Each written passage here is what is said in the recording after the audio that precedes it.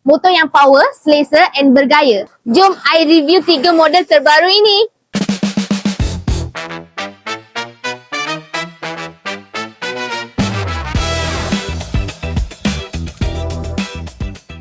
Swayam Husky tampil dengan desain rugged and sporty. Posisi tunggangan selesa dan sesuai untuk daily ride. Yamaha X-Max memang terkenal dengan prestasi dan keselesaan. Versi V2 dah cukup padu. Enjin smooth, ruang simpanan besar dan riding position selesa. Manakala V3 pula lebih premium dengan teknologi terkini.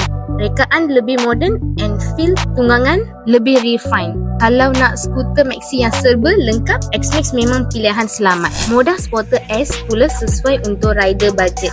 Desain sporty, ringan and mudah dikawal. Sangat sesuai untuk kegunaan harian dan beginner yang nak motor nampak bergaya. Jadi pilihan di tangan anda. So, korang suka yang mana? Macam biasa, jangan lupa like, follow, share TikTok kami untuk motor review-review yang akan datang. Bye!